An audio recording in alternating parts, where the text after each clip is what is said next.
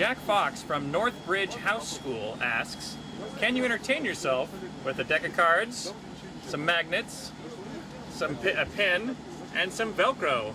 Well, it turns out that, yes, these are actually tools that I've been playing with here already quite a bit here on the space station. It turns out Velcro you need all the time, because Velcro you use to keep all of your other supplies from floating away. And for example, here with my pen, you'll notice a little blue spot of Velcro on the pen, and that's so that I can stick it to the wall and it won't float away. Even my deck of cards, which I've been playing with here too, my deck of cards has a little spot of Velcro on it, so that again I can stick it to my wall without losing it. And magnets are a great deal of fun in space, because magnets line up with the Earth's magnetic field.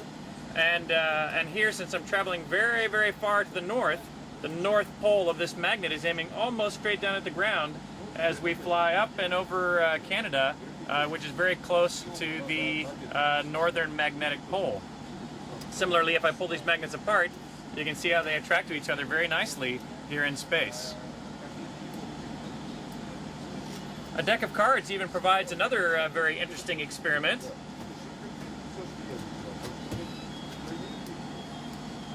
A deck of cards, in addition to trying to play cards, but playing cards in space is actually kind of difficult, because as soon as you deal one out, they go flying all away.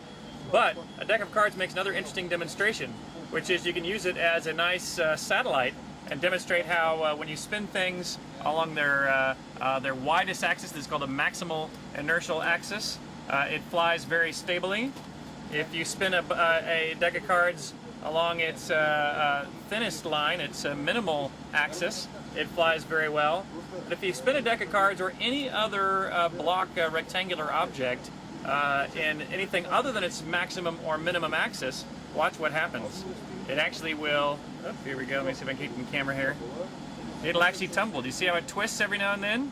That twist is a very unusual phenomenon that is true of spinning objects in space. So a deck of cards makes some very interesting games and demonstrations that you can do in space.